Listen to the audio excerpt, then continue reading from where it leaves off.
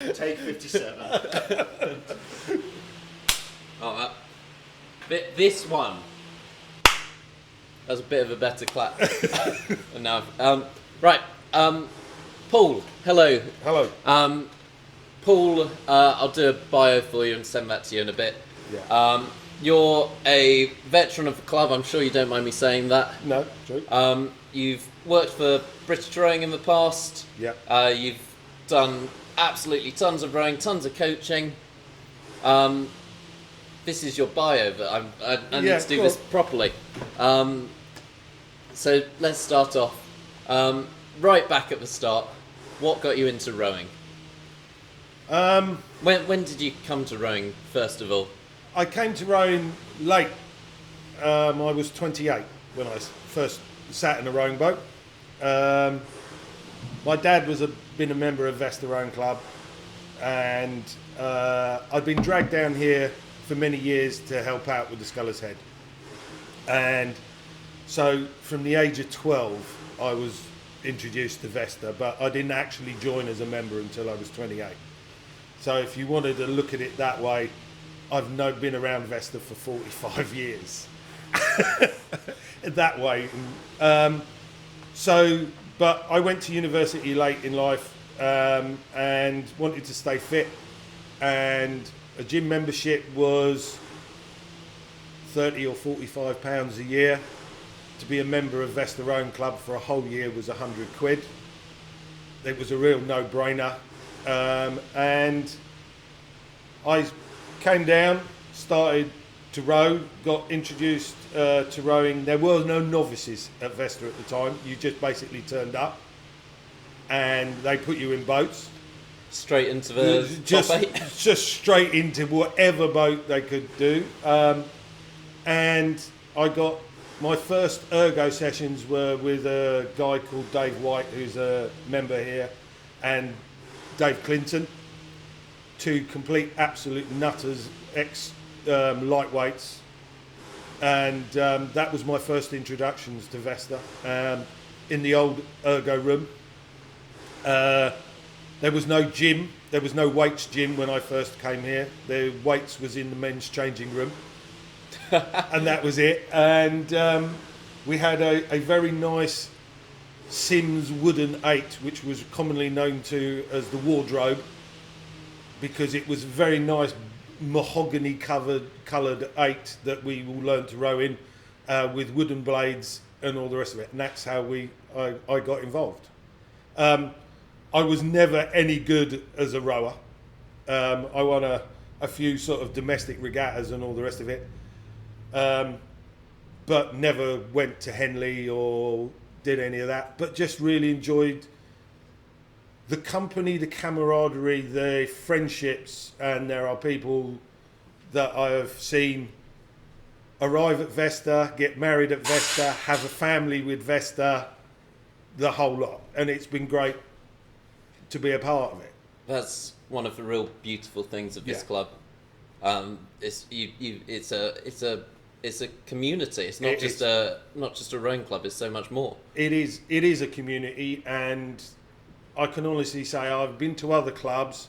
I've even set up new clubs and all the rest of it. But I'll always come home, and Vesta's home. Regardless of what time you walk in, and I'll only try and mention this a few times, but the Vesta bar always seems to be open. But it's always there, and I saw many characters from other clubs come to a Vesta bar on a Saturday, and you go and you just meet these wonderful people, these wonderful characters in rowing, and it's a real pleasure to be a part of the sport. I've seen it change a lot. I've seen Vesta change a lot over the years, and I'm delighted to be part of it. It's just, as you say, a community. So you mentioned that you've never raced at Henley, but that certainly doesn't mean you've not had any success at Henley. I suppose the success at Henley for me isn't racing. It's Mahiki. No, never been into Mahiki in my entire life. all years I've been going to Henley, and I haven't missed a Henley for 30 years other than when COVID. I have never been into Mahiki.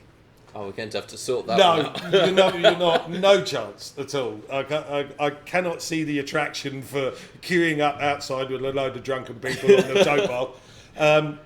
But yeah, no, the success for me wasn't rowing or getting clubs or getting people to Henley. There was when I started to row here, there was a woman here called Helen Christensen who coxed me in my first race. In my first races in the old docks when there used to be the docks regatta, and we then went on to create a novice squads that really weren't at Vesta at the time, and very quickly she decided that coaching women wasn't for her, and I decided coaching men wasn't for me. So we switched. So I became a women's coach, and I coached here for 10 years as a novice coach. And we were one of the few clubs in Putney that did it. London didn't have novices, Thames did, and Vesta, and that was it. So anybody in London who wanted to come and row for the first time only had a choice of two. So that was it. We started this novice group, and we saw some people go from being novices to winning at Henley Women's, and it was tremendous to see that. That to me was the success. And there are people who have become Vesta members, and it says it on the website, Cradle to Grave Club. There are people who were in my first or second year as novices that are still members of the club. They're doing other stuff. They're committee members. They're whatever. But they're still members of the club. And that's the success for me. It's not the on-the-water success, which is great. And it's lovely to see that. And there are still rowers that come from cradle to grave who are making it on that way. But to me, it's about continuing that Vesta ethos, is that this is a community club. Come and join. Yes, we row hard now. When I first joined, we didn't row quite so hard as we used to drink. As many a time that I've made a phone call from the Vesta bar going, yeah, I'm not going to make it home for a while. You need to come and pick me up. And that'll be, midnight on a Saturday night, and we'd still be back out on a Sunday morning. But it was, that's the way it was. Now it's got a bit more, let's say, professional or more that way. But there's still that ethos of let's enjoy ourselves as well as row hard. And that's what makes us different in a lot of ways to other clubs. It's really wonderful to hear you speaking with such passion about Vesta and about taking people from the novice cradle right through to winning Henley, winning and then playing a part of the Vesta committee maybe once they've finished the rowing. Yeah. I think if you have the right atmosphere in a club, people do go away and they go to other clubs. And we had groups of people that went away, left Vesta, went and joined other clubs. Came back and went, it's not the same. It's the atmosphere isn't the same, the camaraderie isn't the same. It's just not Vesta.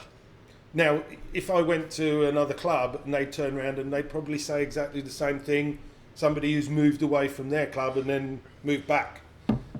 It's where you're brought up, but it's also, I think, what we as a club have never, until recently, really taken ourselves quite so seriously, which has always been quite nice. We were always referred to as a drinking club with a rowing problem. Not a rowing club with a drinking problem. We are a drinking club with a rowing problem. Now it's flipped the other way. We are definitely a rowing club, and we're going back to the days far before I ever became a member, where the successes and the pictures up on the wall. But we're now filling the wall with the successes of modern times. Is that something you want to see? Yeah. But also, I don't want to lose what we are, what our culture is. Yeah. It's really important to me that we as a club, we welcome everybody. And it doesn't matter whether you're 4'2" or 6'8" or 18 or 88. It doesn't really matter. We're here as a club, and we're here. You want to come and row, come and row. So, you've worked at British Rowing in club community building? Club development, head of club Development. Community development was my title. So, what is it that makes Vesta this fantastic club, fantastic community? Sorry, is there something that you can say that Vesta does that other clubs don't, perhaps? Or maybe I should rephrase it. It goes back to what I was saying. If I was a member at another club and then came to Vesta, it's where you're brought up. But very few clubs had that cradle to grave mentality. Every club has, or lots of clubs have their novice programs and all the rest of it, and then people drift away to other clubs. I don't think we've ever held anybody back from. We had some great successes in the early years when I was still rowing, especially on the women's side. Women who did well in those first years that women won at Henley Women's, and went on to qualify for Remenham, the Remenham Challenge, which you think now is as an international. We had an 8 that went and qualified for Henley Royal in the Remenham. They drifted away, went to better clubs to try and progress their career in rowing, but they all came back at some point. And that's the thing, it's the attraction, it's the atmosphere, it's the way people are made to feel welcome, and nobody sort of steps in your way of, I want to progress, we can't give it to you, but somebody else can, but the door's always open if you want to come back. And that's what I think is different. We're not possessive, I suppose is the best word to put it. Yeah, that makes a lot of sense. So you spoke a lot about coaching women, and you mentioned earlier that you didn't want to coach men. No. What made you come to that decision? Far too many egos. Far too much testosterone. No, I think it was just the style. My coaching style suited at the time. It suited it better to coaching women than it was men. And when we first set up the novices, it wasn't like a learn to row. We started in September, as in this is the novice squad. What we're going to do is teach you to row, to train, and to race. And my first years, we used an octo out of Barn Elms that had more filler in it than there was bone. And people used to laugh, why are you teaching adults in an octo? But we had a small squad of about 9 or 12. So we taught them to scull. And then when it came to rowing, it was easy. They were all ambidextrous, it didn't make any odds. So you had 12 people fighting for 8 places. And that first year, I think it was the third year that I was a coach here, that crew won the novice pennant at the Women's 8's Head by 1.5 seconds from Twickenham. Not that I remember. But yeah, that was it. And that was great. And some of those members are still in contact with me now and are referring people to Vesta. If you want to go and learn to row, go to Vesta. And that's the great thing. Those are the adverts for people outside. So yeah, we had one women's 8 when I first joined here. Gosh, One it's women's developed 8 massively, and the women's side has developed hugely. I think it was the Derrick, which we've still got, was the second women's 8 ever bought for the club. Oh wow! And it's still here. Yeah. So I saw the club go from 90%, let's 80% men, 20% women, to nearly 50-50, which is great. And it continues to go from strength to strength. And it's brilliant to see all the other coaches, taking that on. And, we were one of the last clubs to take on professional coaching, paid coaches. We did it all it was all done voluntary. And it's not until recent years when Lee and Dan started and they were being paid that was it. But we've also kept those volunteer coaches, which a lot of clubs have gone completely to the paid side. We've still got a mixture, like with Dave now being paid, and Lee being paid in previous years.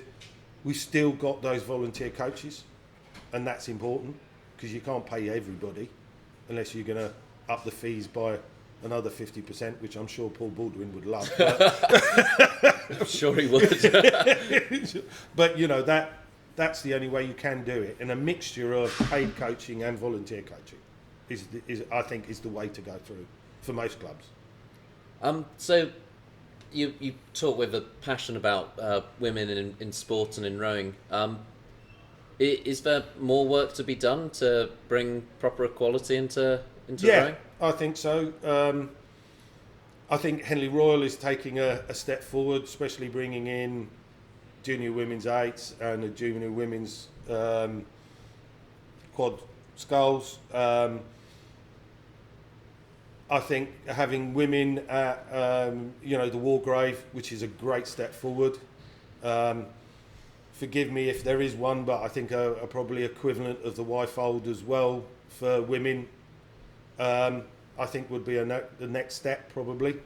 I think it then gives it a real progression. But for me also is the small regional regattas, the ones happen outside.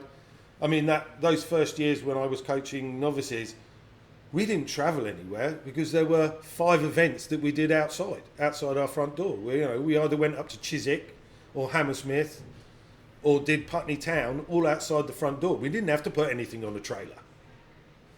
And it's those events that are important because that's where people learn to race. And those events need to be supported by clubs. And it's not just the big Dorney events, the big multi-lane events. Go and learn to race out here. Go and learn to race at Staines or Kingston or Molesey or whatever. Go and do those. They're fun events. And you don't get hammered by 5 lengths after the first 500 metres. Most of them aren't even 500 metres long, for crying out loud. So, you can't get hammered. But go and do that. Go and do those fun stuff. Learn to race. Learn your racecraft. Coxes learn to steer. Yeah. Steers people learn to steer. If you can steer on some of those courses, especially if you go to Staines and places like that, or even Reading,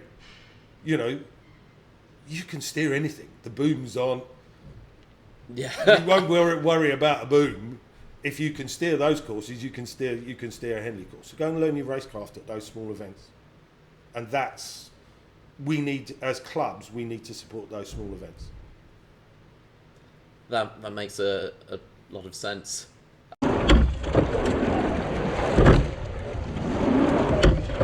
Question.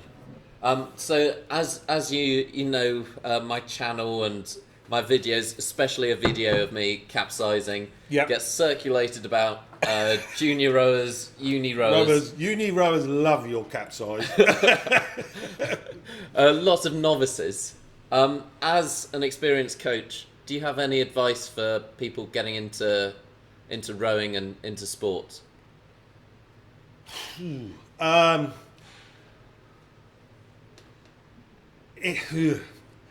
Not advice, I suppose.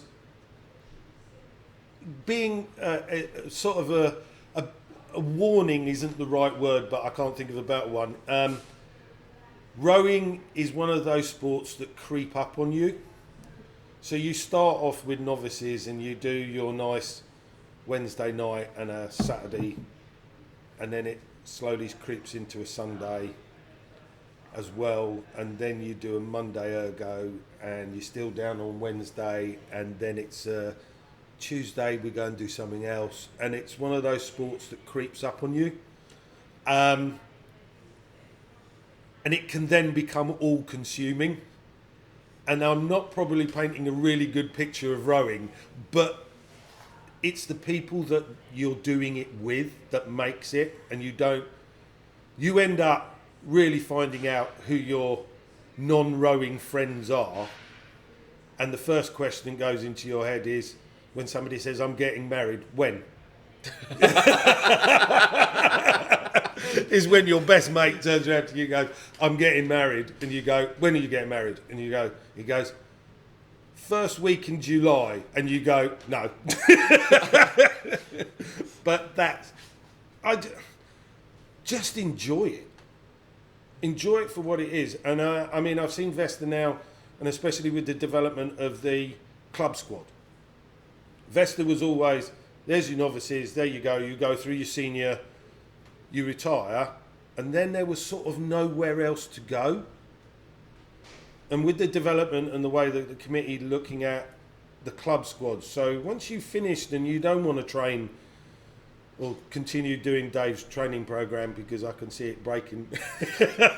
I see a lot of vlogs with people on going, I've just finished week 2 of Dave's training program. I don't know if I can face week 3. But when you've done all of that and you've had your successes, hopefully at Henley or wherever it is, or whatever your success level might be, there is something for you to just come and row and enjoy yourself and in row. And I think that's what the club really was lacking. And I think now going forward, that's going to be a really good thing.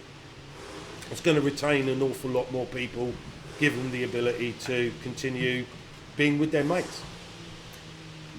So just to try and draw on your knowledge from British rowing and communities, if you're a poorer club, which I've rowed at some, and lots of people do, what can they be doing to start building their community when they don't really have as many resources? I think everybody focuses, and we've said it a lot of times here, is Henley Women's or Henley Royal or even Henley Masters for that matter. Take that out of the equation. Let's turn around and say our goal for the year is to get to the C final in Adorney Lake, or go off and race all over the country. Go off and make a final in Peterborough Summer Regatta and have a good weekend of rowing. Is turn around and take that focus away from, if you like, those big events. Yeah. Success will come, and you will always have a year that there'll be an exceptional crew that will be able to go to the bigger events. I mean, success might be turning around and going, we made a crew that we got a crew that was good enough to go to qualifiers.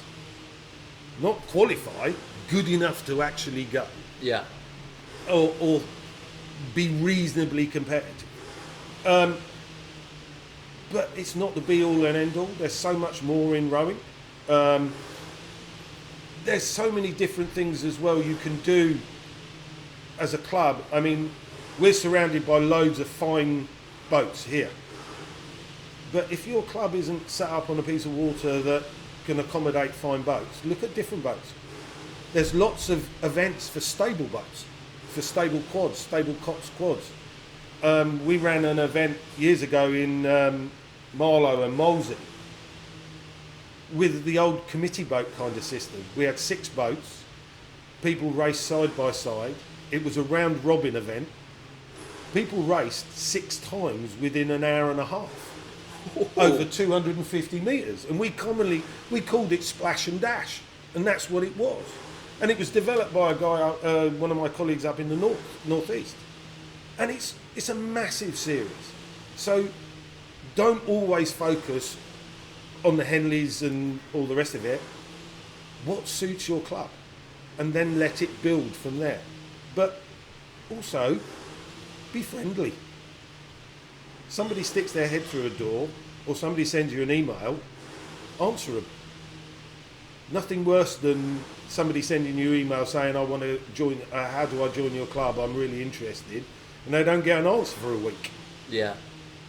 And you need to be proactive that way. There are so many good clubs out there offering different things. Also, if you were getting into it, research what you want and understand what our sport can be like. As I say, it creeps up on you, and all of a sudden you work out that you're doing 6 days a week. It doesn't have to be like that. You could be doing 2 or 3 days a week and still enjoy running. What you're saying about it creeping up on you is ringing incredibly true. It creeps up on you as a coach. And before you know it, you're doing 11, 12 sessions. Yeah, but it creeps up as you as a coach. You turn around and you sit here and you coach. And, I say to my wife when I was coaching here, I'm going to do Wednesday night and I'm going to do Saturday. And then it became, I'm going to do Monday night because we worked on something on the weekend that I want to see if they're going to transfer to the ergos. And then it was like Monday night, Wednesday night. And then as you got closer to competitions, it was like, oh yeah, we're going to do an outing on Thursday night. And you as a coach get dragged into all of this. And my only saving grace was I was already married before I became a Vesta member, that I didn't get dragged into everything else. Nash, I can see you fiddling with cameras. Yeah, it's literally just now hit the 30-minute mark, so I'm just going to start. God, we've been talking for 30 minutes already. Time flies. Yeah. So we'll just let Nash reset, and then I'll throw some quick fire questions at you. The battery is about to die on this one. I'll tell you, going back... Oh, it's alright, that's just on me. One from... I'll give you an example of somebody who didn't learn to row here. 1 second.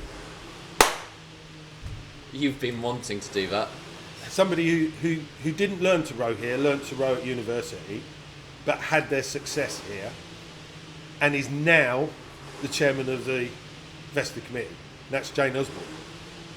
Oh, okay. So Jane was part of the first women's crew that won Henley Women's. Oh, incredible. So there's the kind of...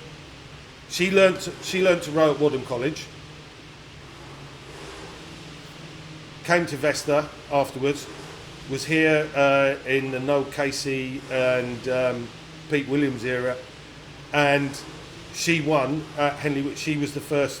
She was in one of the first crews to win at Henley Women. So That's and fantastic. she's now chairman of the club. There you go. Oh, that's brilliant. So I'm just going to throw a few quick fire Go on, then. questions at you. Feel free to dwell on them if you want to. So first of all, sculling or sweep? Sweet. As a rower or as a coach? Both. Was never very good as a sculler. I only ever did one sculling event ever and swore I would never ever do it again. I did Teddington sculls. Oh, okay. And yeah, I swore I'd never do it again. I couldn't actually get out of the boat afterwards. I had to get 2 Vesta guys who were boating for the next division to help me out of the boat at Walbrook. I was that tired. This is a question I ask everyone. Your 2K time? Yeah, you haven't got a big enough calendar. There aren't enough months in it. I think the best I ever got was about 7:30. Oh, okay. Yeah, there's nothing spectacular. I didn't like 2Ks. Yeah. Much further preferred 5Ks. Oh, fair enough. 5K time? 18:52. Oh, decent. Yeah. I can see. Much preferred 5Ks. Your recommended I'm not sure you're the best person to ask about this. Recommended go-to recovery foods for an athlete. Chips. Chips. Chips. From the chip shop at the top of the road. Chips. Ideal. I may have to adapt some of these quickfire questions. Go-to pint. When Vesta used to sell it, London Pride. Oh, okay. That was the only thing. It was always Favourite post-event celebration. What's the peak for you? What's the best one? I wouldn't say. I don't have one. I had so few successes that most of them that went into a haze of pots being filled in there, so upstairs in the bar. Success for me actually was being asked to compare the Vesta dinner when we did the 150th celebration, and that was a real honour for me. Oh, that's something I was wanting to ask. You've got a boat named after you. I have. How did you manage that? Well, if they'd have put it on a single, they'd have run out of room with my name. So it's been a tradition of Vesta to name boats after members, the eights especially. And it was a huge honour.